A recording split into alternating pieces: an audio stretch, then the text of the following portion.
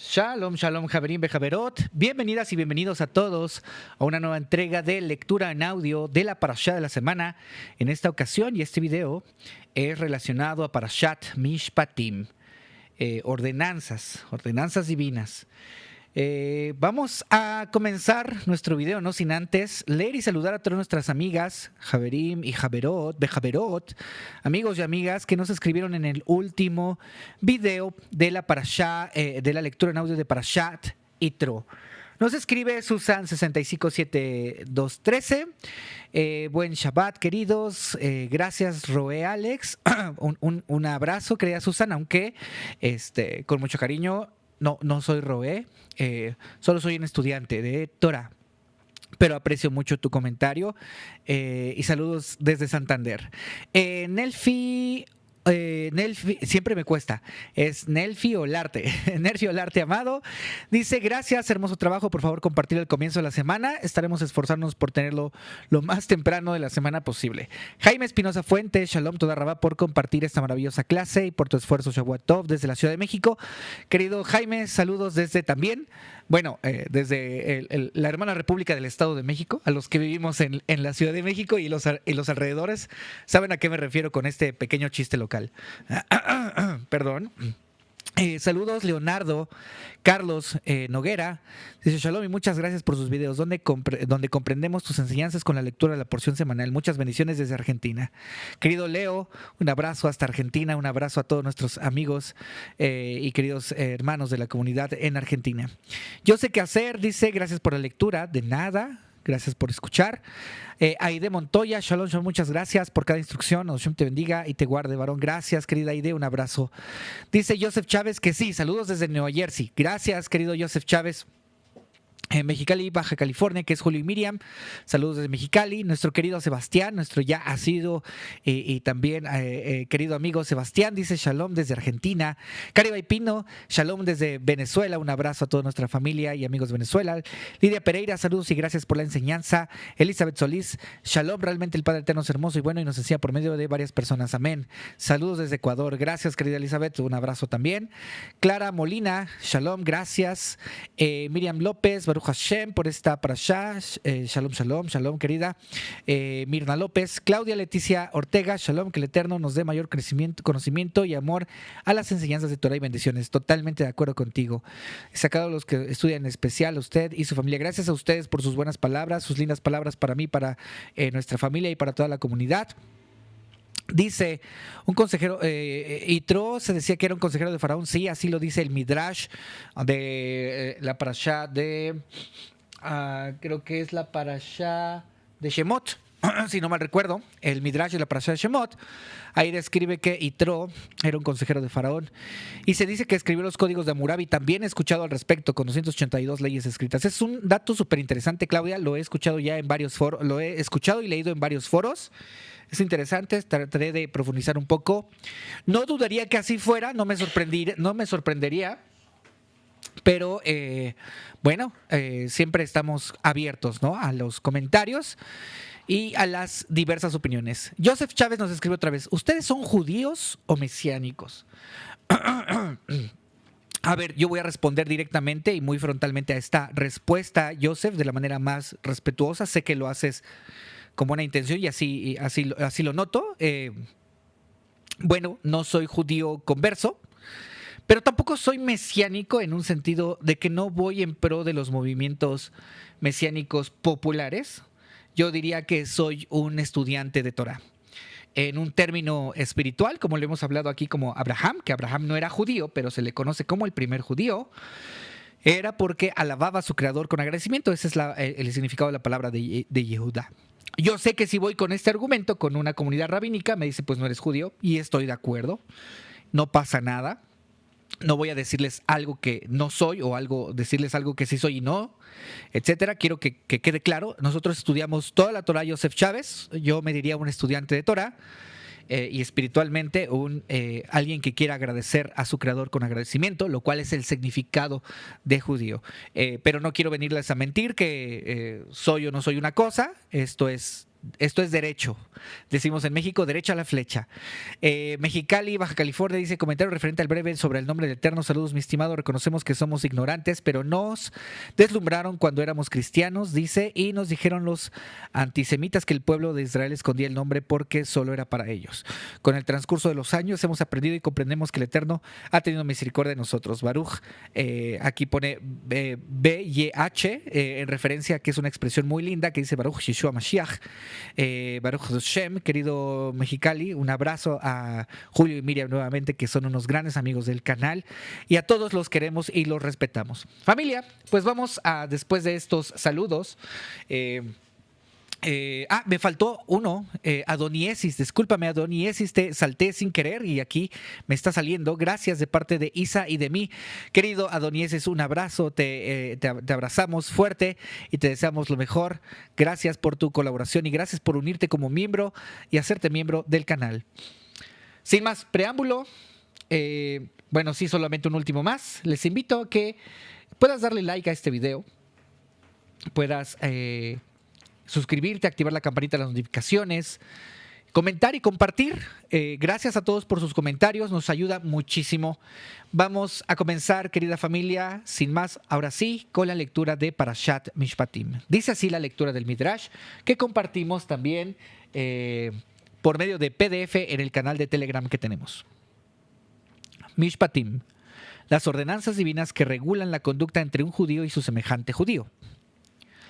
La Parashat Mishpatim contiene, como su nombre lo indica, las leyes dadas por Adoshem que regulan la conducta entre el hombre y su semejante y la vida de la comunidad. Muchas de las leyes de esta parashá son técnicamente intricadas y más allá del alcance de este trabajo.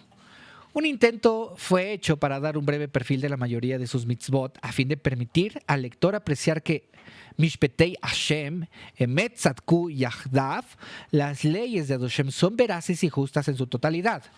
Las siguientes mitzvot, las cuales son mencionadas en Parashat Mishpatim, así como en otros lugares de la Torah, serán explicadas en otra parte.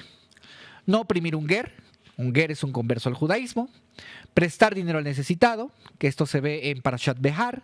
Ayudar a descargar el animal de otro, esto se ve en Parashat Kitetse. Observar las leyes de Shemitah, esto también se ve en Parashat Behar.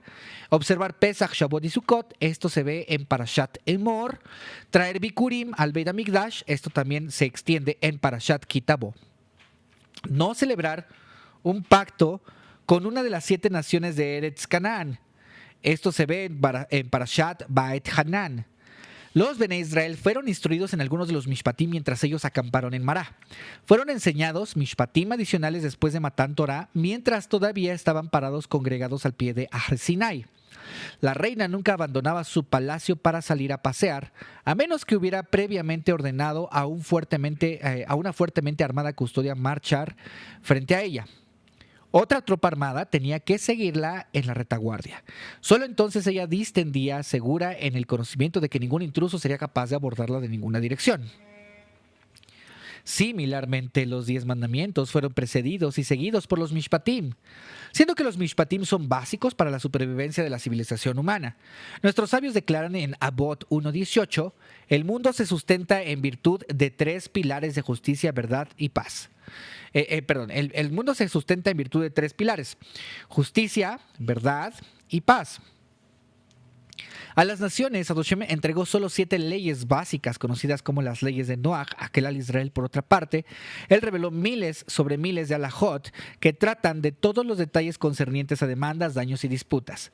¿Por qué son que el al Israel escogidos para que deban estudiar y cumplir todos los numerosos detalles de los Mishpatim, mientras estos nunca fueron revelados a las naciones? El doctor estaba haciendo su ronda diaria por el hospital, acompañado por su asistente. Inclinándose sobre un paciente y examinándolo, dio instrucciones a su personal.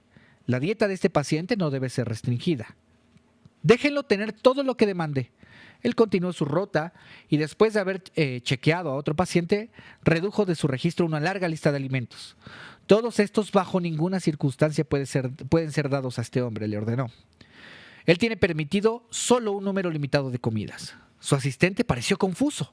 El paciente cuya dieta usted restringió parece estar menos enfermo que el otro a quien usted no restringió en absoluto, comentó. Precisamente, explicó facultativo. El primer hombre, desafortunadamente, era un caso incurable. Él no se recuperará, aún con una dieta especial. ¿Por qué entonces debería yo darle una? Pero este último tiene esperanza de supervivencia. Yo, por consiguiente, haré todo lo que esté en mi poder para curarlo. De tal modo que al Israel, quienes son capaces de alcanzar las más altas alturas espirituales, son dados muchos detalles que se llaman alajot para regular cada paso en sus vidas. Adoshem, sin embargo, no entregará estas a las naciones. O más bien dice, no entregaría estas a las naciones. Está hablando del momento en el que fueron entregados los Mishpatim. Adoshem ordenó a Moshe: enseña a los Mishpatim a que al Israel en una manera similar a alguien quien pone una mesa. Arréglalas en un claro y lúcido estilo. De aquí, querida familia, quiero hacer un paréntesis. La mesa servida, así se llama un libro que también tenemos aquí en casa y que estudiamos y que a menudo compartimos en las transmisiones en vivo. Pero, claro, suena raro, ¿no? La mesa servida en hebreo se conoce como el Shulchan Aruch. Shulchan Aruch es el compendio de leyes ya explicadas, o sea, porque uno las puede ver en la Gemara o en el Talmud y ya hay mucho contenido. Pero el Shulchan Aruch dice, mira, o sea, lo que quiso decir, todo lo que leíste en ciertas cosas de la Gemara o del Talmud, aquí está. Aquí hacer Shabbat, con qué prender unas velas de Shabbat, cómo recitar Shema, etcétera, cuándo recitar Shema, etcétera, etcétera. Todo eso ya está ahí, por supuesto. El Talmud y la Gemara se basan en todo en la Torah. No son como a menudo la gente cree que son ¿cómo decirlo? Leyes inventadas por hombres. Si bien hay un tiempo para regular ciertas cosas, esto es habitual y esto es normal. Porque, por ejemplo, imagínate tú que hubo un momento en que, está prohibido encender fuego en Shabbat. No lo dice una legislación rabínica, lo dice la Torah. Está prohibido encender fuego en Shabbat, ¿ok? No es algo con lo que podamos como decir, pero eso se lo inventó un rabino, o se lo inventó el Talmud, o se lo inventó la Gemara. No, está en la Torah. Pero imagínate tú que hubo un momento en el que la gente empezó a tener cosas que no tenía antes. Y un día se preguntaron y llegó tal vez un horno de microondas y tuvieron la duda de si faltaban a la mitzvah de encender fuego. Ya sé, yo sé que ustedes me están diciendo, Alex, no puedes comparar un horno de un microondas con encender fuego. Pero este tipo de cosas aún se discuten para no transgredir una mitzvah con cada avance de la tecnología que también tenemos hoy en día. Entonces, por favor, yo sé que hay muchas corrientes de este lado, o al menos quiero dejar claro, no voy a hablar por las demás corrientes, pero de este lado quiero dejar la postura bien puesta con ustedes y derecho es... nosotros sí consideramos que la Gemara y el Talmud aportan muchísimo al estudio y al enriquecimiento del conocimiento de la Torah. Nosotros creemos en este canal, su servidor Alex Atalmid, que se entregaron 2 Torot, la Torah hablada y la Torah escrita. Entonces, para que quede claro y no, o sea, quiero empezar como a ser un poquito más firme con las cosas que practicamos en este canal. El día de mañana podemos cambiar algo, claro, se vale. También así lo han hecho nuestros sabios, también así lo ha marcado la historia. Hay cosas que podemos hacer mejor o diferentes, sin duda, sin transgredir mitzvot. Porque lo importante de cumplir mitzvot es, primero que nada, hacerlo de corazón, en espíritu y en verdad, ¿sí? Y las mitzvot son buenas para nosotros. Entonces, bueno, este comentario salió porque sí, también estudiamos el Shulchan Aruch. Y cuando tú estudias el Shulchan Aruch y te das cuenta de que ya hay un manual completo que tiene cientos de años más, que tiene milenios de estudio de gente que se ha gastado, que se ha desvelado por estudiar las cosas, por discutirlas. Y de repente vas a una comunidad y te dicen, te vas a poner tzitzit en la pretina del pantalón. Cuando esto ha sido discutido ya desde un montonal de tiempo atrás, ¿sí? No busquemos inventar el hilo negro, ya están todas las cosas discutidas.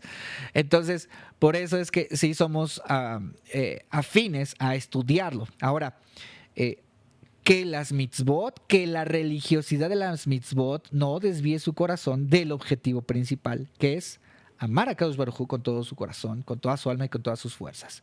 Porque si uno cumple mitzvot por cumplirlas, solo tiene la vasija, pero no tiene el agua para la vasija.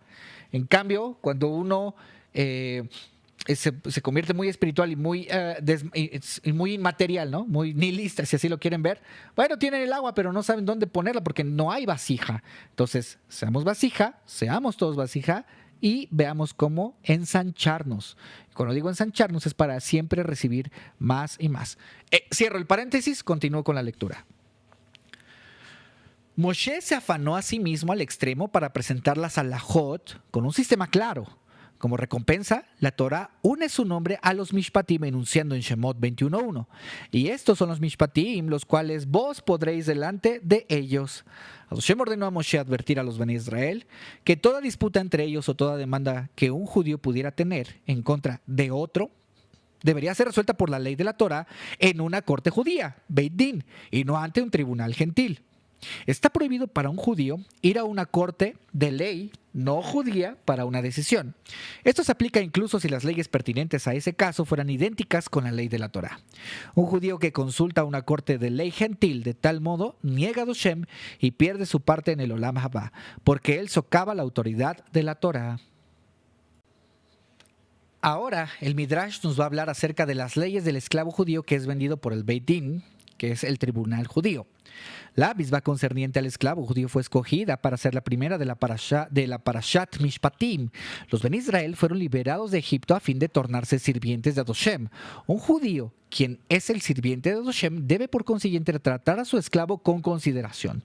Todo amo judío debe liberar a su esclavo judío no más tarde de 6 años después del comienzo de su servidumbre. Nuestra parashá trata sobre el ladrón que es incapaz de reintegrar aquello que le robó. El ladrón es vendido por el Beit Din a fin de reembolsar a la víctima de su crimen con el dinero de la venta. Las leyes de un esclavo que se han vendido a sí mismos son tratadas en Vayikra 25:39. El Beit Din solo tiene permitido vender un ladrón a un judío o a un ger tzedek, pero no un gentil. Está prohibido venderlo en un remate público donde esclavos son vendidos, sino más bien, él debe ser vendido en una manera digna. A pesar de que la Torá se refiere al ladrón como un esclavo, su amo no está permitido de emplear el término esclavo como una expresión de desprecio. Debe considerarlo como su hermano. De hecho, de acuerdo con la ley de la Torá, el amo debe conceder a su esclavo judío tales excelentes condiciones que puede parecer al empleador que él no adquirió un esclavo para sí mismo, sino más bien un amo. Es evidente que de la Torá que la posición del esclavo es más que tolerable porque al fin de los 6 años de servicio, él puede manifestar, como dice en Shemot 21:5, yo amo a mi dueño, yo no quiero salir libre. Algunas de las leyes de la Torá concernientes al esclavo judío son: 1. Está prohibido darle tareas inferiores para hacer tales como lavar los pies de su amo o poner los zapatos a su amo, aun si estas mismas tareas fueran voluntariamente realizadas por un hijo para su padre o por su estudiante para su maestro. 2. El amo debe compartir con su esclavo todo tipo de comidas que tenga. Si come pan blanco, él no puede alimentar al esclavo con pan negro. Si bebe vino, no puede dar a su esclavo agua. Si duerme sobre una buena cama, no puede dejar a su esclavo dormir sobre paja. 3. Si el amo tuviera solo una buena hogaza de pan o una copa de buen vino, debe dársela a su esclavo. Si hay solo una almohada, el amo debe dársela a su esclavo y dormir él mismo sobre el suelo. 4. Si el esclavo tenía una cierta profesión antes de entrar a su servicio, está prohibido solicitarle hacer cualquier otro tipo de labor distinta a aquella a la cual está acostumbrado. 5. El servicio de un esclavo judío nunca excede 6 años de la fecha que fue vendido. Luego de 6 años, él automáticamente se marcha libre.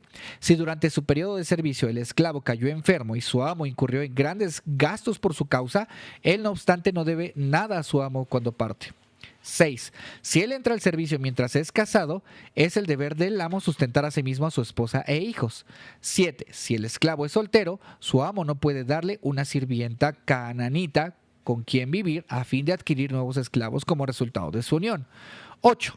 Si está casado cuando entra al servicio, el amo está permitido darle a él una sirvienta cananita con el objetivo de criar los esclavos para sí mismo. La Torá la Torá provee para un ladrón que no puede hacer restitución en el más maravilloso estilo. Antes de encerrarlo tras los muros de prisión y exponer a su familia a un destino de vergüenza e inanición, Hashem ubica al ladrón en el círculo de una familia judía. Su amo no solo cuida de las necesidades del esclavo, sino también de aquellas de su esposa e hijos, para hacer a él consciente de cuán bajo se ha hundido. No obstante, el amo tiene permitido darle una sirvienta cananita cuyos hijos permanecen en posesión del amo. Este es un tipo de matrimonio prohibido a un judío libre. Él debería ser al ladrón consciente de su autoinfligida degradación y darle un incentivo para elevarse él mismo para que el séptimo año lo libere no solo de sus ataduras físicas, sino lo encuentre también como un hombre espiritualmente libre, listo para reingresar a la sociedad como un judío maduro. Ahora, el Midrash nos va a hablar acerca de el esclavo que se ofrece voluntariamente a permanecer al servicio de su amo. Si después de 6 años de servicio el esclavo manifiesta, como está escrito en Shemot 21:5, yo amo a mi esposa y a mis hijos, yo no saldré libre, entonces su amo lo lleva al Beit Din. Si él reitera su negativa a partir de la presencia de los jueces, el amo lo lleva a la puerta de su casa o a la casa de algún otro. El esclavo debe pararse junto a la puerta mientras su amo perfora un agujero a través de su oreja derecha con un punzón o algún signo o algún otro tipo de instrumento como una señal de que él permanece esclavizado hasta el comienzo del próximo año de Yovel. Todo 50º año es un año de Yovel. Solo entonces él saldrá libre. ¿Cuál es la razón para realizar la ceremonia junto a la puerta? Hashem dice: durante la plaga de la muerte del primogénito, los Bene Israel en Egipto colocaron sangre sobre sus jambas y dinteles. Yo los exceptué a ellos en el mérito de aquella mitzvah a fin de que vivieran para volverse mis sirvientes. Un judío que después de eso se ofrece voluntariamente para convertirse en un esclavo de un amo humano debería ser designado como tal ante una jamba de puerta. Además, la puerta conduce a la calle, la puerta que conduce a la calle fue escogida como el sitio para este acto para que los transeúntes le reprendieran diciendo: ¿por qué deseáis ser un esclavo si la ley de la Torá os concedió a vos libertad?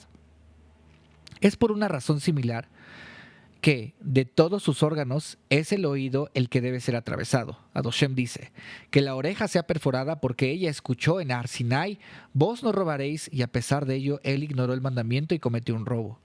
Todas las palabras de la Torá son veraces, no solo de acuerdo con su significado simple, pero en un nivel más profundo también. Los pesukim concernientes al esclavo hebreo constituyen una guía para la vida de un judío. Hashem, hablando acerca del pueblo judío a quien él adquirió como sirviente, dice: 6 años él servirá. La vida activa del hombre en este mundo promedia 60 años. Y en el séptimo día, dice, él saldrá libre. Después de 70 años, él parte de este mundo. Entonces, se vuelve libre de la obligación de cumplir las mitzvot. Si él llegó por sí mismo, esto dice así, parafraseando la mitzvah, ¿no? Si él llegó por sí mismo, si pasó su vida sin Torah y mitzvot, él saldrá por sí mismo, abandonará este mundo sin su mérito. Si él es casado, sí, no obstante, él se ocupa a sí mismo con la Torá, la cual es calificada como la esposa del hombre. Entonces su esposa saldrá con él. La Torá lo acompañará a él incluso después de la muerte. Está dicho que después que un hombre muere, ni oro, ni plata, ni perlas lo acompañan, sino solo Torá y mitzvot. Si su amo le ha dado a él una esposa y ella alumbra hijos, si él se volvió grande y educó discípulos, esto quiere decir eso, vaya, ¿ok? Es una cosa parafrasea la mitzvah y otra cosa lo que significa, que en este caso es si él se volvió grande y educó discípulos, quienes son considerados como hijos, más sus motivos en aprender y enseñar Torah fueron impuros, la esposa y los hijos serán de su amo y él saldrá por sí mismo. Entonces él abandonará este mundo sin méritos. Pero si el esclavo dijera: yo amo, a mi esposa y a mis hijos, yo me ocupo a mí mismo con Torah por amor a Hashem y educo discípulos por amor al cielo, y yo no saldré libre, él por lo tanto nunca perderá la Torah que adquirió. Incluso después de la muerte él irá fortaleciéndose en el Olam Haba, y su amo lo llevará al próximo a Elohim le merecerá percibir a la Shejina y lo llevará a la puerta, que quiere decir, él accederá a la entrada de los Adikim o a la jamba de la puerta. Incluso en el Gan Edén, él se mudará de la jamba de la puerta de una yeshiva a la próxima y lo servirá a él por siempre, al tiempo de Tejiat Betim, resurrección de los muertos. Ahora el Midrash nos va a hablar acerca de las leyes de la sirvienta hebrea. Si un hombre se volvió pobre y vendió sus posesiones, sus campos y su casa, pero aún no puede hacer frente a sus obligaciones financieras, él puede entonces vender en esclavitud a una hija quien sea menor de 12 años de edad. Esta niña se convierte en criada en una casa de familia judía. Una mujer, sin embargo, no es vendida por el Beit Din por robo. Al señor de la casa o a su hijo les fue dada una mitzvah especial por la Torah de casarla.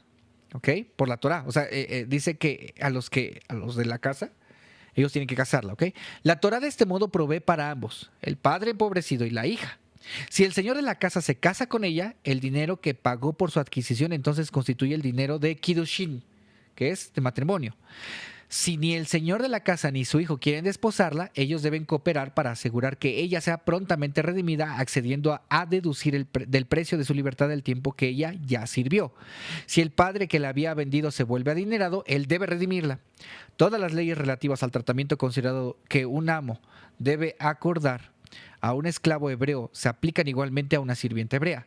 Además, el amo no debería enviarla a hacer diligencias a la plaza del mercado como un hombre, sino debería preferentemente dejarla ser un asistente de la madre en la casa. Ella sale libre tanto si muestra síntomas de haber madurado físicamente como si su amo muere, o 6 años de servicio han pasado, o si llega el año de Yovel. Las leyes de una posible prolongación del servicio perforando la oreja no se aplican a una niña. Ahora el Midrash nos va a hablar acerca de castigo por asesinato, comenzando por asesinato no intencional. Si una persona asesinó a alguien por error, no habiendo tenido intenciones previas de causarle daño, debe huir a uno de los Arei Miklat. Estas son ciudades de refugio especiales reservadas para este propósito, como será explicado en Parashat Masei. Cuando Moshe solicitó de Adoshem, revélame a mí tus modos de conducir los asuntos del mundo, Adoshem le mandó a subir a la cima de la montaña. Moshe vio un hombre en el valle debajo. Él se inclinaba sobre un manantial para tomar un sorbo de agua. Mientras hacía eso, su billetera cayó fuera de su bolsillo, y él abandonó el manantial, ignorante de que la había perdido. Un tiempo después, Moshe observó a otro hombre aproximarse al manantial. Cuando notó la cartera sobre el suelo, la tomó y partió. Pronto después, el propietario regresó para buscar a su cartera perdida, advirtiendo a un segundo extraño quien había llegado al manantial para beber. Él lo sospechó de ser el ladrón y gritó: «¡Regrésame mi cartera!». El otro, quien estaba siendo acusado falsamente, respondió verazmente: «Yo no sé de ninguna cartera». El propietario pensó que estaba siendo engañado. Extrajo un cuchillo y en un arrebato de furia pasional asesinó al extraño. Moshe, quien observó la escena sobre la cima de la colina, exclamó: «Explícame tus modos, oh Adoshem. ¿Cómo puedes tú permitir que un hombre inocente sea muerto?». «Yo te revelaré a ti mi plan celestial». Adoshem le respondió: «En verdad, el portador de la billetera la había robado de algún otro. Cuando él la dejó atrás en el manantial, el verdadero propietario la encontró y recibió su propiedad de vuelta. La tercera persona que vino al pozo era un asesino. Él había matado al padre del hombre que había estado buscando la billetera, la cual él había robado. Yo, conforme a los dos en el manantial, confronté a los dos en el manantial para que el hijo pudiera vengar la sangre de su padre asesinado». El asesino, por supuesto, no tenía derecho alágico de matar al ladrón. Él tenía la libertad de elección de abstenerse del crimen y sería castigado por Adoshem. No obstante, debido al especial preconocimiento de Adoshem de que cometería el asesinato, Adoshem lo confrontó con una víctima quien era merecedora del castigo capital. Adoshem de tal modo permitió a Moshe dar un vistazo dentro de la absoluta justicia de sus modos. Ahora nos va a explicar sobre el asesinato premeditado. Un hombre que deliberadamente asesina a otro en la presencia de testigos y luego de haber sido advertido acerca de la prohibición de la Torah de asesinato es sujeto al castigo capital por el Beit Din. Si alguien merece castigo capital, él debe incluso ser arrastrado fuera del Mizbeach para morir. Haciéndose sobre el altar no protege Haciéndose sobre el altar no protege a un asesino, aun si él fuera un Cohen a punto de realizar la bodá. Él es llevado ante el Beit Din para juicio para ser ejecutado. Un ejemplo de alguien que fue arrastrado fuera del altar de acuerdo con la ley de la Torá fue el general del rey David, Joab. Cuando el rey Shlomo ascendió al trono, el general Joab temió por su vida. Él había apoyado al hermanastro de Shlomo, Adoniyahu, quien había intentado tomar el trono, y sabía que Shlomo por consiguiente lo consideraría a él un traidor. Joab huyó al Ohel Moed y se agarró de los cuernos del Mizbeach, erróneamente pensando que él así estaría a salvo. El rey Shlomo le envió a su asesor Benayahu ben Jehoiada. Él ordenó a Joab así, diciéndole: así dice el rey, salid. Joab rehusó, respondiendo: yo moriré aquí. Cuando el rey Shlomo escuchó la réplica de Joab, él ordenó: dejadlo morir en el altar. Así como él dijo, matadlo y enterrarlo. De tal modo Joab fue muerto en el Mizbeach. Vamos ahora a leer, el Midrash nos va a hablar acerca del castigo por golpear y maldecir a los padres. Quiero hacer un pequeño paréntesis muy breve porque ustedes de pronto escucharán que yo estoy como mormado, que se me tapa la nariz, discúlpeme. Sucede que atravieso por alergias temporales y donde el lugar en el que estoy grabando habitualmente entra como el frío y justo como grabo en la noche es, bueno, cercana a la tarde-noche y baja la temperatura, me mormo un poco y es un poco molesto y a veces tengo que pausar la grabación para quitarme o limpiarme la nariz. Y entonces por eso de repente escuchan que mi voz cambia. Bueno, solo quería darlo como, a lo mejor era un dato innecesario, pero por si a veces me escuchan como mormados que se me inflaman los cornetes de la nariz por el frío. Pero bueno, vamos a hablar ahora del castigo por golpear y maldecir a los padres. Un muchacho por sobre los 13 años de edad o una niña por sobre los 12 años que da un golpe a uno de sus padres infligiendo una herida la cual causa que aparezca sangre, está sujeta al castigo capital, siempre que el niño fuera advertido y 2 testigos observaran el acto. Herir deliberadamente a sus padres es el colmo de ingratitud hacia aquellos quienes lo trajeron a él a este mundo y le hicieron tanta bondad.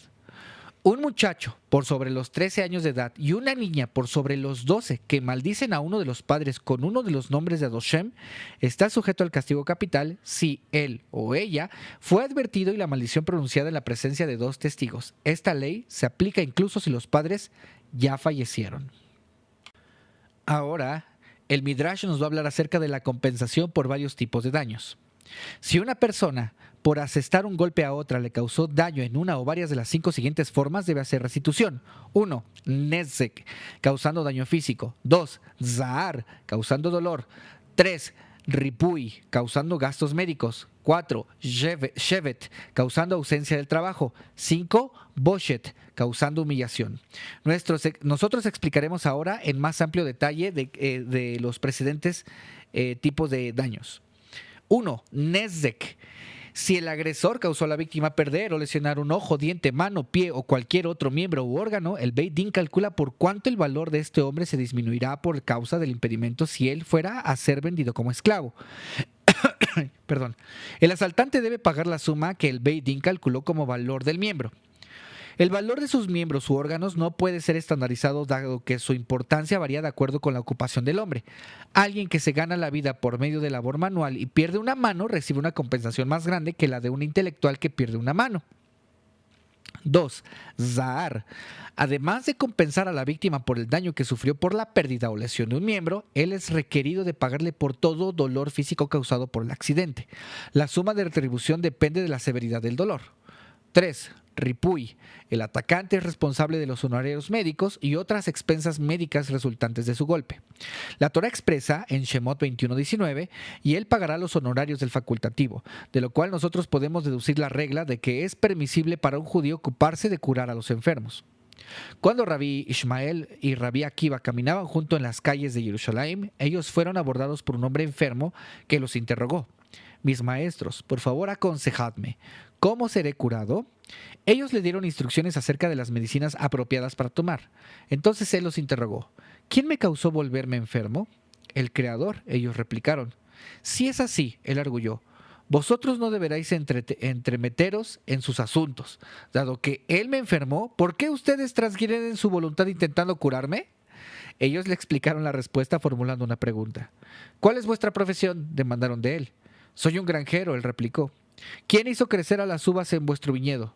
Ellos preguntaron adicionalmente. El creador, fue su réplica. ¿Por qué entonces tú podas y aras y trabajas el viñedo, entremetiéndote en sus asuntos? Ellos inquirieron. El viñedo no producirá, él respondió, a menos que yo libre la tierra de piedras fértiles y la are. Ellos entonces opusieron. Ahora tú seguramente comprendes la estupidez de tu pregunta. El hombre reacciona en la misma manera como las plantas del campo. Al igual que una planta solo se desarrollará apropiadamente si ella es nutrida y regada, así el cuerpo humano puede florecer solo si es provisto con los nutrientes y medicinas apropiadas. 4. Shevet. Si el agresor causó a la víctima una pérdida financiera por impedirle ir a trabajo, él deberá pagar por ello. 5. Boshet. Aun si un hombre insultó a otro verbalmente o aceptó un golpe, el cual no causó daño real sino meramente lo humilló, la cuestión es traída ante el Beit Din. Los jueces estiman el monto de la compensación financiera que es debida a la víctima por la vergüenza que sufrió. El atacante debe pagar la suma determinada por el Beit Din. Adoshem luego explicó a Moshe las detalladas alajot de hacer restitución por haber causado daño poniendo un obstáculo o trampa sobre propiedad pública, por haber causado un fuego y por un propietario cuyo animal causó daño. El Beit Din está a cargo de calcular la cantidad que la parte culpable tiene que pagar de acuerdo con las reglas expuestas en Parashat Mishpatim. Ahora el Midrash nos va a hablar acerca de reembolso de propiedad robada y previsión de engaño. Si dos testigos observan una cosa robada entre las posesiones de un hombre o en su propiedad, el ladrón debe retornar al propietario la misma cosa y en adición el efectivo equivalente de su valor. Si el objeto robado ya no es recuperable, él debe reembolsar en efectivo el doble de valor del objeto robado. Esta ley se aplica solo a uno que actuó furtivamente. Sin embargo, quien roba a plena luz del día necesita devolver solo el objeto robado, más no el efectivo equivalente. El Ganav, que es el que... el Ganaf, que es el que actuó furtivamente, así se le llama Ganaf, al que robó sin ser vistos. El Ganaf es considerado más culpable porque actuando secretamente él demostró que teme solo a las personas, pero no al todo vidente, ojo del Todopoderoso. Por un buey o un cordero robado, la Torá demanda un reembolso más grande. Si alguien robó un buey, lo sacrificó y vendió, él debe devolver 5 bueyes. A cambio de un cordero robado, el ladrón debe pagar 4 corderos. ¿Por qué el reembolso de una oveja robada es cuádruple mientras que la Torá demanda por un buey robado un reembolso de 5 bueyes?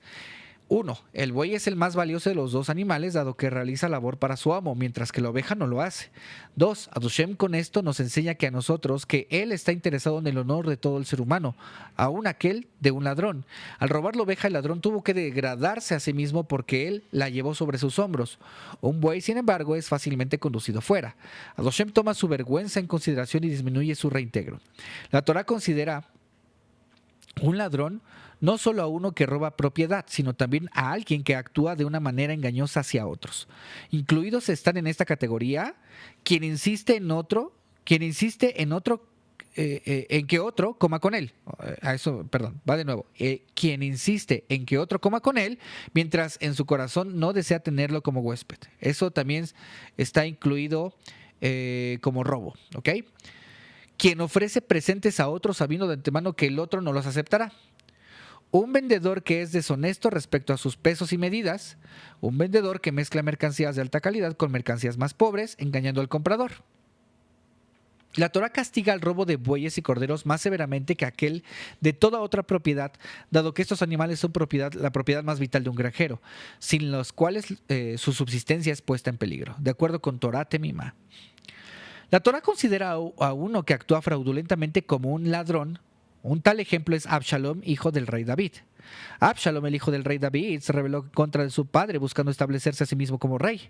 Él solía levantarse temprano y pararse junto a la entrada del Beit Din. Cuando alguien entraba para ser juzgado por el rey David, Absalom lo comprometía a él en conversación preguntando: ¿De qué ciudad venís tú? El hombre contestaba y entonces Absalom astutamente le decía: Tus alegatos son justos, no obstante, nadie en la corte de la ley del rey te escuchará. Si solo yo fuera hecho juez de la tierra, aseguraría justicia para todos. Cuando quiera que alguien se aproximaba a Absalón para hacerle una reverencia, el príncipe extendía su brazo, acercaba al hombre y lo besaba. Así Absalón robó los corazones de los hombres de Israel. Ahora el Midrash nos va a hablar acerca de la misbah para el Beit Din de matar a cualquiera por practicar brujería. El Beit Din es ordenado ejecutar a una persona que practica hechicería en Eretz Israel. A pesar de que la Torah expresa la advertencia respecto a las mujeres que se ocupan en hechicería diciendo: vosotros no permitiréis a una bruja vivir, como está escrito en Shemot 22:17, ambos hombres y mujeres a la par debían ser ejecutados. La razón por la que la Torah específicamente citó a las mujeres es porque la hechicería era más comúnmente practicada por mujeres. Un maligno recolector de impuestos judío murió en el mismo día que un Talmid Jajam, un sabio de Torah. Sus ataúdes estaban siendo llevados al cementerio al mismo tiempo. El ataúd del recolector de impuestos detrás de aquel del Talmid Jajam. En el medio de la procesión, ladrones atacaron en el camino. Todos aquellos acompañando los ataúdes huyeron. Solo un estudiante no dejó el ataúd de su rebe. Permaneció con él toda la noche hasta la mañana siguiente. Al día siguiente, las personas que habían abandonado los ataúdes retornaron, pero ellas cometieron un error. Los parientes del recolector de impuestos siguieron al ataúd del Talmid Jajam, mientras que todas las personas importantes de la ciudad acompañaron al ataúd del malvado recolector de impuestos. El estudiante protestó, pero nadie prestó atención a sus palabras. El Talmid Jajam fue enterrado en el sepulcro de la familia del recolector de impuestos, mientras el recolector de impuestos fue enterrado con gran honor, elogiado por todos los importantes de la ciudad. El estudiante estaba angustiado de dolor. Él no podía comprender por qué un rasha debió haber sido otorgado tal honor mientras su rebe fue enterrado de manera deshonrosa. Aquella noche su rebe se le apareció en un sueño. Él le dijo: yo te mostraré a ti el gran honor conferido a mí en el Gan Edén, paraíso, y el sufrimiento del malvado recolector de impuestos en el Geinom. El estudiante previó como el vil recolector de impuestos yacía sobre el suelo mientras la bisagra de la puerta del Geinom rotaba en su oído. Su rebe le explicó a él: durante mi vida, yo una vez escuché como un Talmid Jajam era insultado y no protesté. Fui entonces castigado en el Olam Hazé, este mundo, siendo otorgado un entierro deshonroso. Una vez durante su vida, el malvado recolector de impuestos hizo una buena acción. Él preparó una comida para un noble quien luego faltó a la cita. Subsecuentemente, él distribuyó el alimento entre los pobres. Por esta buena única acción, él fue recompensado en el Olam Hazé, o sea, en este mundo, siendo enterrado en medio de gran honor. Ahora él tiene que sufrir en el Geinom, que se conoce popularmente como infierno. Hay una nota al pie de página que dice: cuando el Todopoderoso concedió a los Sadikim el poder de realizar milagros, él simultáneamente concedió a la humanidad la habilidad para realizar hechicería por medio de los poderes de Tumá, que es de impureza. Las personas entonces tenían la libertad de elección para discernir entre luz y oscuridad. Practicar la hechicería es considerado una rebelión y una negación a los poderes del cielo. Continuando con la historia del rebe y del recolector de impuestos, dice: ¿hasta cuándo la bisagra de la puerta del Geinom continuará dando vueltas en su oído? El estudiante preguntó: hasta que Shimon ben Shattach lo revele y tome su lugar. Su maestro respondió. Sobresaltado, el estudiante interrogó: ¿por qué debería el gran rabí Shimon ben Shattach, la cabeza del Sanedrín, ser castigado? Rabí Shimon ben Shattach escuchó acerca de las malvadas acciones de las 80 hechiceras que están escondidas en las cuevas de Ashkelón, replicó su rebe, mas él falló en aniquilarlas. Si quieres hacer una bondad, ve y recuerda a Rabí Shimon ben Shattach, antes de que vos os convertiráis en Nasi del Sanedrín, o sea, en el líder del Sanedrín. Prometisteis solemnemente a Hashem que al ser elevado a esta alta posición matarías a todas las hechiceras de la tierra. Tú fallaste en guardar vuestra promesa y por consiguiente seréis castigado en el Geinom. ¿Cómo debería creer Rabí Shimon ben Shattach que esto me fue realmente revelado a mí en un sueño? Si él os solicita una señal, colocad vuestra mano derecha sobre vuestro ojo. El glóbulo ocular entonces abandonará su cuenca y después retornará. El estudiante se despertó. Tan pronto como fue de mañana, él se apresuró hacia Rabí Shimon ben Shattach y narró su sueño. Cuando quiso mostrar la señal, no obstante, Rabí Shimon ben Shattach le impidió a él. «Hasbe Shalom, que yo no os crea a ti». Él exclamó: «Yo sé que tú eres un sadí capaz de realizar milagros. Más aún, yo estoy seguro de que este sueño te fue revelado por el cielo, porque nadie sabe acerca de la promesa solemne que yo había hecho en mi corazón, pero nunca llevé a mis labios. Descansad seguro de que yo haré todo lo que está en mi poder para exterminar a las hechiceras. Al próximo día lluvioso, Rabbi Shimon ben Shatach citó a 80 de sus estudiantes. Colocó en la mano de cada uno una jarra dentro de la cual él había colocado un nuevo impermeable y les dio instrucciones. Poned las jarras sobre sus cabezas y seguidme hasta la entrada de las cuevas de Ashkelon. Permaneced allí afuera de las cuevas y cuando yo silbe una vez, pónganse sus impermeables. Cuando ustedes me escuchen silbar otra vez, vengan corriendo a mí. Cada uno de ustedes deberá entonces rápidamente agarrar a una hechicera y cargarla a ella al lugar el cual yo os diré. Ustedes no necesitan estar temerosos de cargar a las hechiceras porque todos los magos tienen poder solo cuando sus pies tocan el suelo.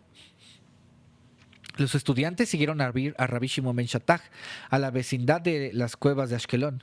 Por sí mismo, Rabbi Shimon ben Shatach arribó a la cueva donde él sabía que las hechiceras estaban escondiéndose. Él golpeó a la entrada y dio voces. «Levantaos, levantaos y abrid la puerta para mí.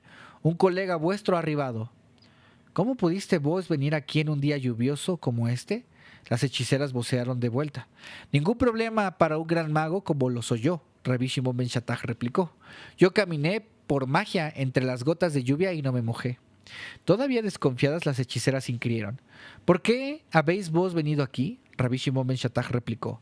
«Yo vine tanto para aprender como para enseñar. Primero mostradme a mí vuestros trucos y luego yo realizaré maravillas para vosotras». Las hechiceras entonces abrieron la puerta para Rabbi Shimon ben Shatach y practicaron su brujería frente a él. Una de las hechiceras pronunció una fórmula mágica y hogazas de pan aparecieron en la cueva. Otra hizo volar botellas de vino dentro de la cueva.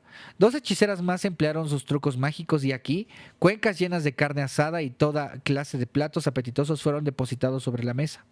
Después de haber de tal modo probado su destreza en brujería, ellas demandaron: «Ahora muéstranos tus actos». «Como ustedes ven», dijo Rabbi Shimon ben Shatach, «la lluvia está cayendo copiosamente en chorros. No obstante, con 2 sonidos de silbidos puedo al instante invocar 80 muchachos en secos atuendos». «Si tú eres capaz de hacer esto», exclamaron las hechiceras, «nosotros admitiremos que tú eres un mago superior». Cuando Shimon ben Shatach silbó, sus estudiantes, quienes habían estado escondidos en derredor de la cueva, comprendieron la señal. Ellos bajaron las jarras de sus hombros y vistieron los sacos que había dentro de ellas. Tan pronto como ellos lo oyeron a él silbar otra vez, entraron corriendo. Cada uno agarró a una hechicera, la puso sobre su hombro y la cargó a las horcas que habían sido preparadas con anticipación. Así todas las 80 hechiceras fueron colgadas. La triste secuela de esta historia fue que los parientes de las hechiceras prometieron solemnemente tomar venganza sobre Rabbi Shimon ben Shatach. Ellos contrataron falsos testigos para testificar que el hijo de Rabbi Shimon ben Shatach había asesinado a una persona que había sido encontrada muerta en un campo. Los jueces sentenciaron a su hijo a muerte.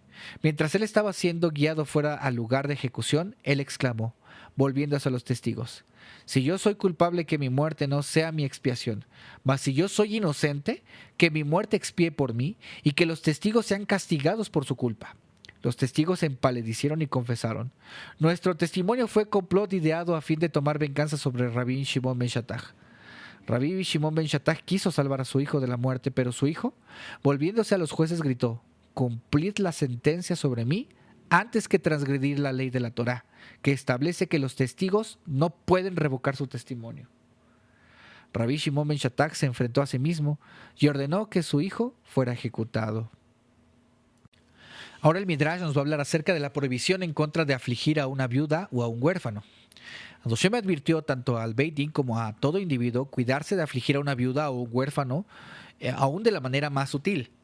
Hashem dice: «Una esposa agraviada puede quejarse a su marido, y un hijo oprimido usualmente llama a su padre por ayuda. Dado que una viuda y un huérfano no tienen a nadie para defenderlos a ellos, se quejan a mí. Yo tomaré revancha por cada uno de sus clamores.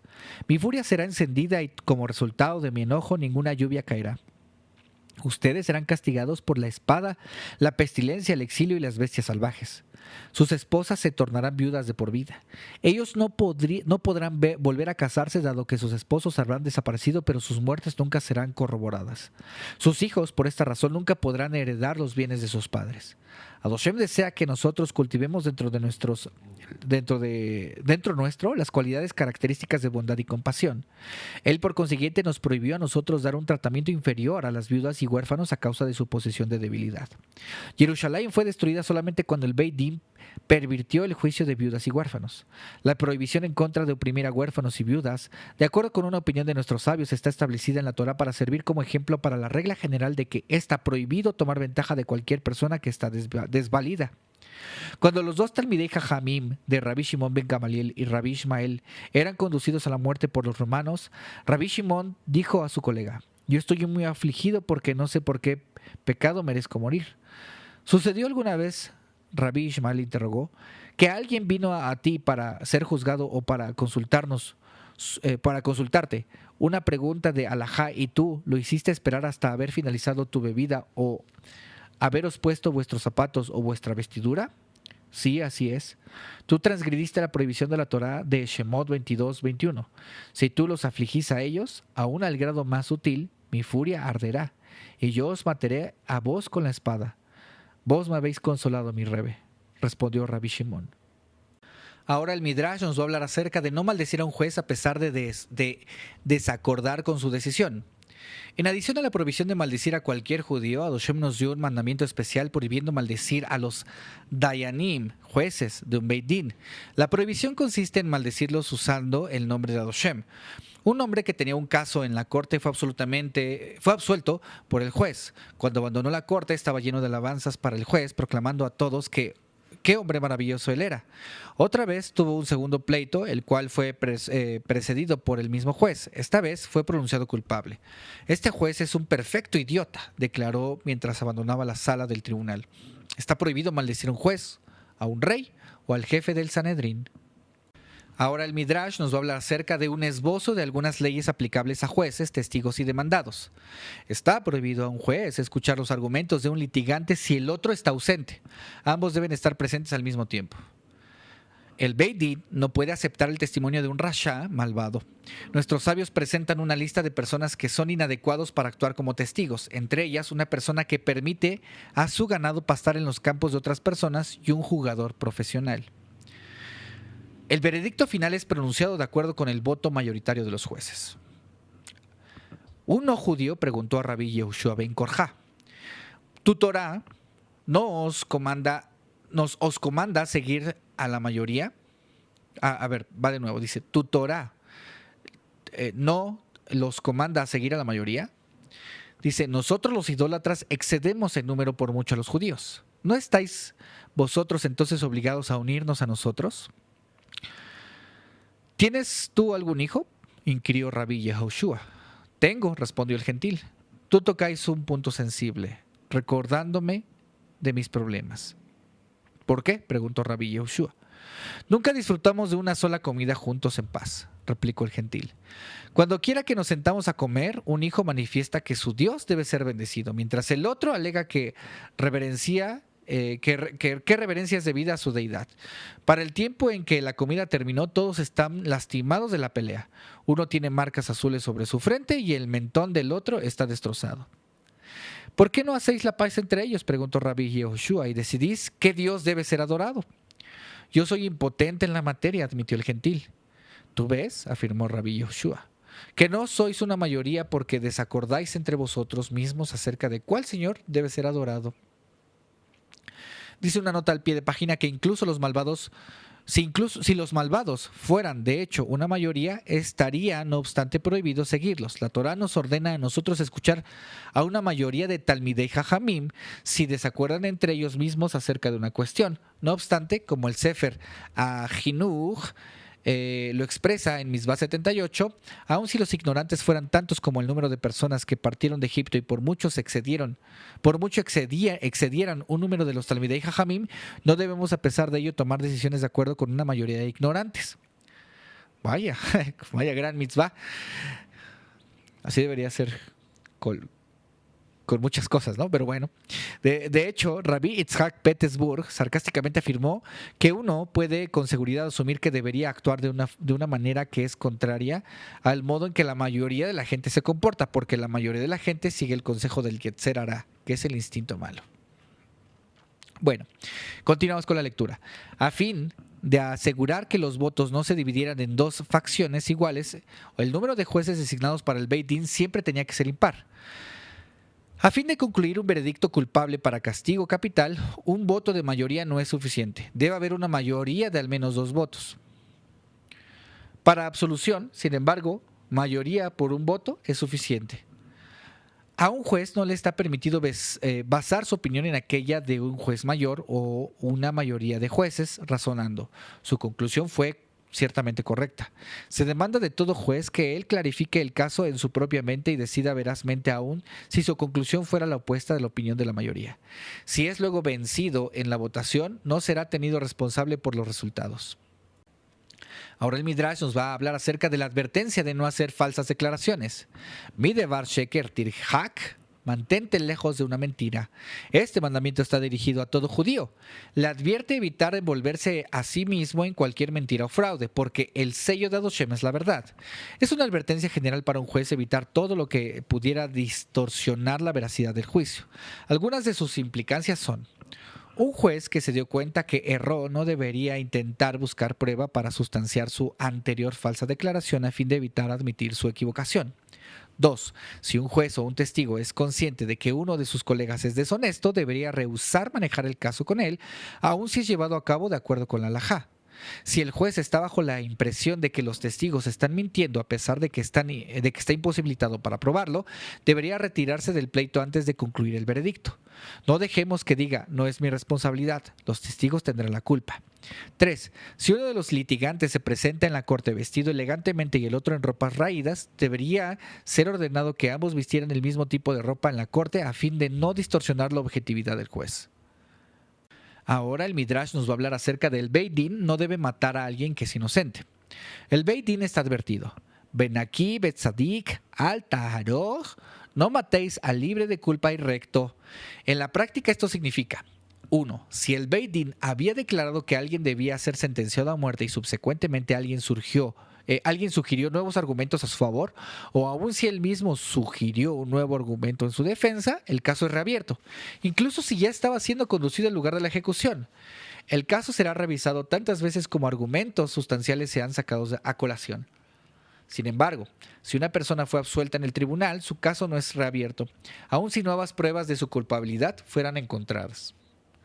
2. Está prohibido ejecutar sentencia basado en evidencia circunstancial, aun si la evidencia es clara más allá de duda. Fallos de Torah pueden ser administrados solo sobre la base de la evidencia de 2 testigos quienes observaron la cuestión directamente. Rabbi Shimon ben Shattach relató: una vez advertí a un hombre que perseguía a otro. Lo seguí y entré a una ruina un momento después de que ellos hubieron arribado allí. Cuando entré, vi a un hombre yaciendo muerto sobre el suelo. El otro estaba de pie junto a él, sosteniendo en su mano un cuchillo con manchas de sangre del cual sangre fresca todavía chorreaba. Rasha, me dirigí a él: yo sé que tú eres el asesino del hombre yaciente aquí. No obstante, estoy imposibilitado de condenarte porque no hay 2 testigos que realmente observaron el asesinato. Quiera él, ante quien todas las cuestiones ocultas son reveladas, vengar a la víctima. Rabbi Shimon ben Shattach no había abandonado todavía la ruina cuando el asesino pereció. Una culebra se deslizó fuera de un agujero y lo picó a él fatalmente. Adoshem asegura a los jueces que ellos no necesitan temer que una persona culpable escape a la justicia en un caso donde castigo no fue administrado por falta de testigos u otras razones que están más allá de su control. Porque, dice Adoshem, yo no absolveré al malvado, como está escrito en Shemot 23:7. Yo poseo muchos mensajeros para acarrear la muerte a una persona si lo merece. Ahora el Midrash nos va a hablar acerca de 4 clases de castigo capital. A pesar de que nosotros no poseemos un Beit Din hoy en día, los malvados no obstante son castigados desde lo alto. Uno que merece sequilá, cae hacia abajo desde un lugar alto o es muerto por bestias. Uno que merece serefá muere en un fuego o de la picadura de una culebra.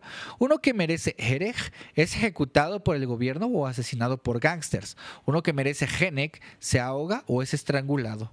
El Beit Din administraba 4 clases de castigo capital impuestos por la Torá. 1. Sequilá, que es lapidación. La persona culpable era empujada abajo desde el techo de un edificio de 2 pisos por los testigos. Si sobrevivía a la caída, ellos lo arrojaban una gran roca. Si aún esto no lo mataba, una señal de que estaba destinado a sufrir más, todo que el al Israel lo lapidaba. 2. Serefá, que significa quema.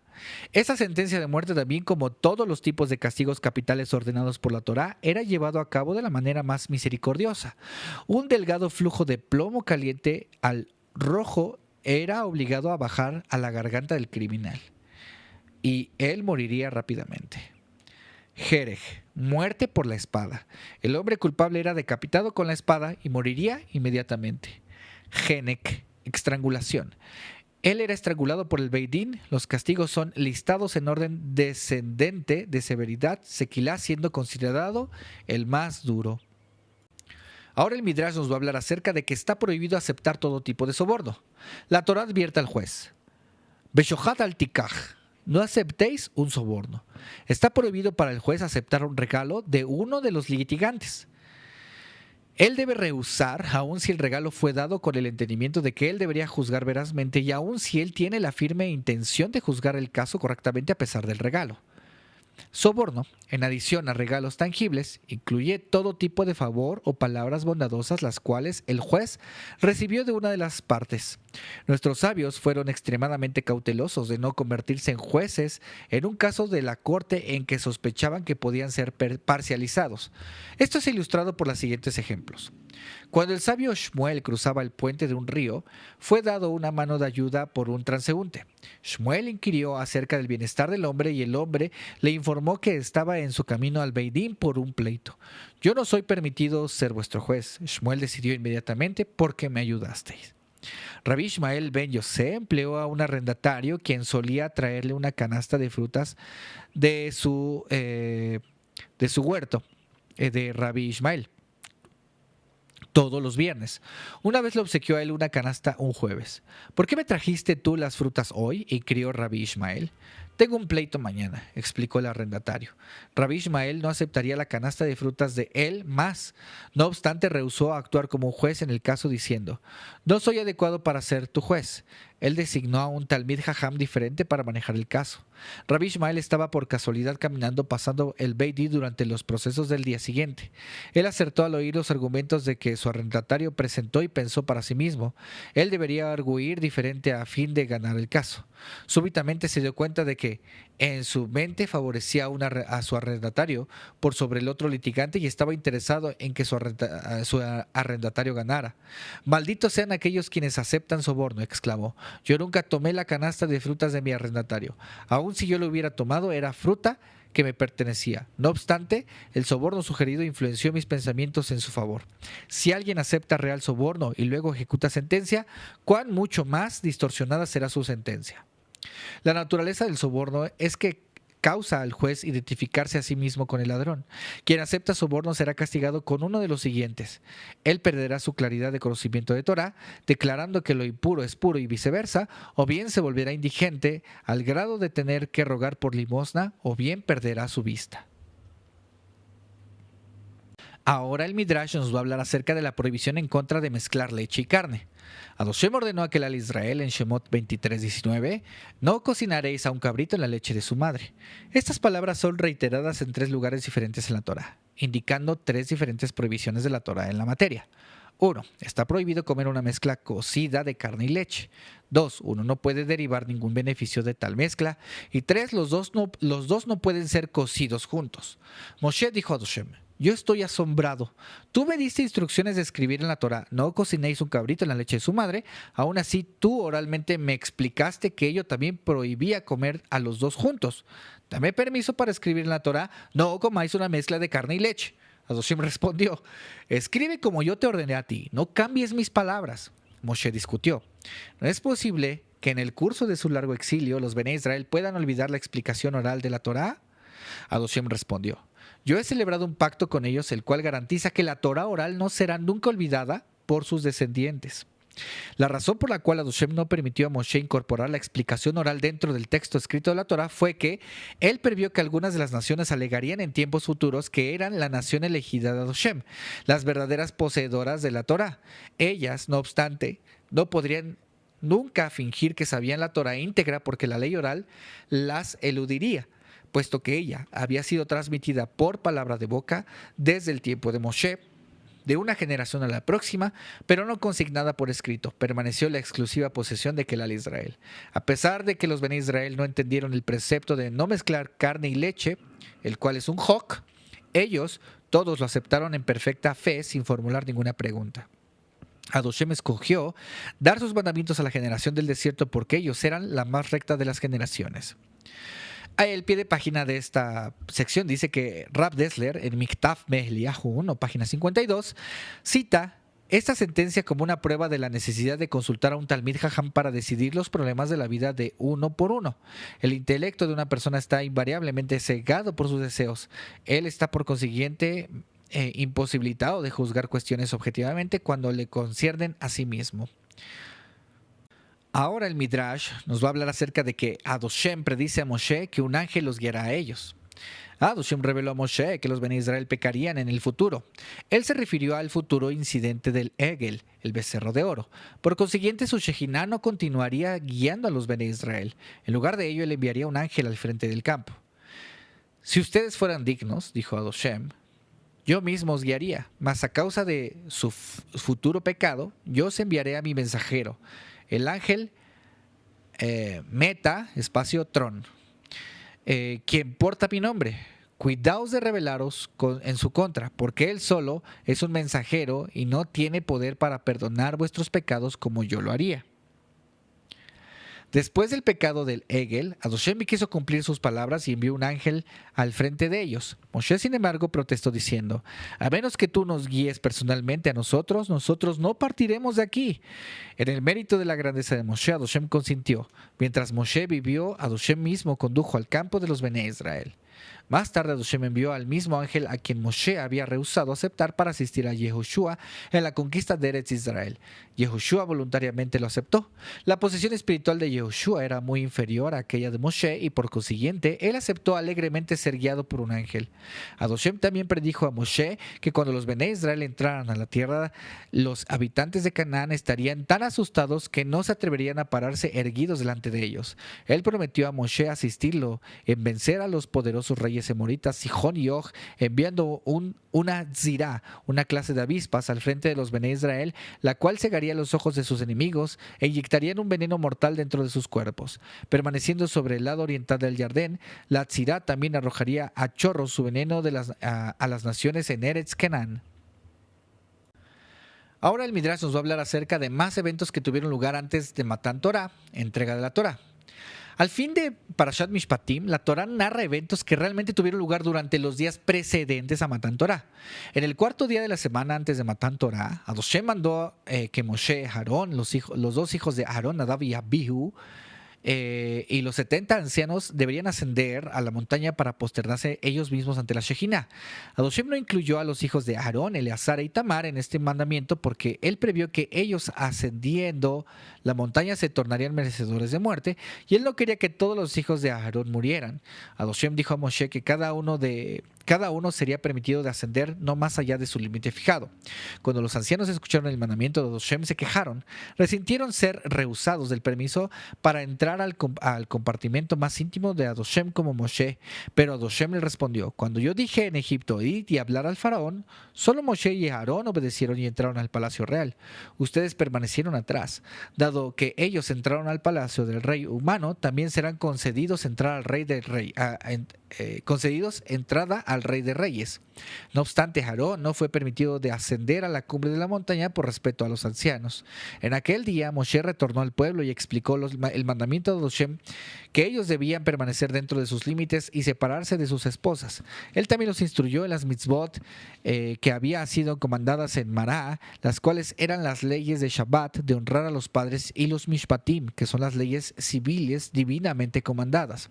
Al escuchar sus enseñanzas, el pueblo exclamó: Naaseh, todo lo que Hashem ha hablado, nosotros haremos. Aquel día, Moshe también apuntó la Torá desde Bereshit hasta Matán Torá. El quinto día de la semana precedente a Matán Torá fue un día lleno de acontecimientos. Moshe se levantó temprano para construir un mizbeach al pie de la montaña y erigir 12 monumentos para las 12 tribus de Israel. Él mandó al pueblo a sumergirse ellos mismos en una mikvah. Sobre el mizbeach que él había erigido, los primogénitos ofrendaron sacrificios a Hashem. Un ángel dividió la sangre de los korbanot en dos precisas mitades iguales. Moshe salpicó al pueblo con la mitad reservada para este propósito, diciendo: por esto vosotros entráis en un pacto con Hashem. Si ustedes guardáis su pacto, sus vidas serán protegidas. La otra mitad de la sangre fue salpicada sobre el mizbeach para expiar por los pecados de los Bene Israel. Luego, él les leyó la narración de la Torá desde Bereshit hasta Matán Torá, que había registrado de acuerdo con el dictado de Hashem. El pueblo escuchó y unánimemente exclamó: Naaseh venishma, nosotros haremos y escucharemos. Nosotros cumpliremos y obedeceremos todos los mandamientos de la Torá, a pesar de que no los hemos escuchado, ambos los mandamientos positivos y los negativos. Una voz celestial apareció y proclamó: ¿quién reveló a mis hijos el secreto de pronunciar Naaseh antes de Nishma? Una expresión que es lenguaje de ángeles. 600,000 ángeles entonces descendieron del cielo y adornaron a cada judío con 2 coronas, una por Naaseh y otra por Nishma. Estas eran coronas de gloria espirituales, las cuales emanaban de los rayos de la Shejiná. Fueron conferidas a los Bene Israel como señal de distinción. Por su absoluta celeridad para aceptar la Torá, ellos habían alcanzado el nivel espiritual más encumbrado a los cuales los seres humanos son capaces, aquel de Adán antes de pecar. Hashem ordenó al ángel de la muerte: a pesar de que a vos os ha otorgado poder sobre todas las otras naciones, no toquéis a este pueblo, ellos son mi porción.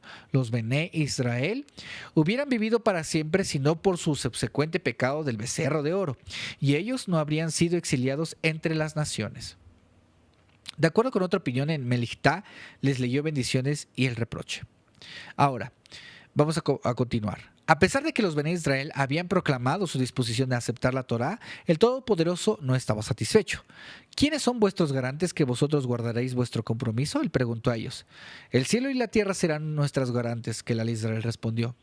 Ellos no pueden responder por ustedes, dijo Hashem, porque en el futuro se volverán nulos y yo haré un nuevo cielo. Si es así, permite a nuestros ancestros ser nuestros garantes, que Israel persistió. Vuestros ancestros ellos mismos están necesitados de garantes, respondió Hashem. Ellos cometieron errores. Abraham pecó al preguntar, en lo que está escrito en Bereshit 15:8, ¿cómo sabré yo que la tierra, que heredaré la tierra a Isaac? Cuando él amó a Esav, dice: Abraham pecó al preguntar en Bereshit 15:8, ¿cómo sabré yo que la heredaré? Está hablando de la tierra. Ok, ahí fue el pecado de Abraham. Después Isaac pecó cuando él amó a Esav. Jacob pecó cuestionando mis modos cuando Joseph desapareció. Entonces deja que nuestros profetas garanticen por nosotros, sugirieron los Bene Israel. Sus profetas, los líderes de la generación, en situaciones críticas no siempre los defenderán, sino algunas veces huirán, respondió Hashem. Por ejemplo, el juez Elimelech se mudó a Moab durante la hambruna de Eretz Israel, como está registrado en el Miglat Ruth. Finalmente, Kelal Israel sugirieron: deja que nuestros hijos garanticen que nosotros guardaremos la Torah. Hashem se satisfizo. Ellos son buenos garantes. Él dijo: yo os daré a vosotros la Torah con la condición de que ustedes ofrezcan a sus hijos como prenda, que vosotros la cumpliréis. Si los judíos fallan en guardar la Torah, sus garantes, sus hijos, son castigados. Por consiguiente, si una persona quiere asegurar que sus hijos vivan, que les dé a ellos una educación de Torah. Moshe, Aarón, Nadab y Abiú y los 70 ancianos luego ascendieron al Har Sinai. Cuando cada uno estaba en su posición designada, como Adoshem había mandado. Ellos fueron concedidos una visión del Kisea-Kabot, percibiendo que Adoshem se regocijaba junto con Kelal Israel ante su redención de Egipto. Los ancianos, Nadab y Abiú, deleitaron sus ojos con la gloriosa visión de la Shejina. Ellos derivaron disfrute espiritual de ella, disfrute comparable a alguien que se deleita con comida y bebida. Fallaron en abordar a la Shejina con el temor irreverente con el temor reverente y respeto apropiados. Fueron por lo tanto sujetos a la pena de muerte, dado que Adoshem no quiso echar a perder el júbilo de Matán Torah. Él pospuso su castigo para una ocasión más tardía. Los 70 ancianos fueron castigados cuando el pueblo se quejó en el lugar de Taberá. Esto está en Parashat Behaloteja, en Bamidbar 11. Nadab y Abiú fueron castigados en el día de la inauguración del Mishkan, el 1 de Nisan. Moshe, por otro lado, nunca deleitó sus ojos con los rayos de la Shejina. Cuando Hashem se le había presentado en el arbusto espinoso, él había escondido su rostro. Él fue, por lo tanto, recompensado más tarde, teniendo los rayos de la Shejina radiando desde su rostro. Hay una nota al pie de página que dice que al principio los Bené Israel sugirieron a sus ancestros y profetas como garantes, creyendo que debido a su grandeza ellos podrían expiar por los pecados de Kelal Israel si ellos fallaron en guardar la Torá.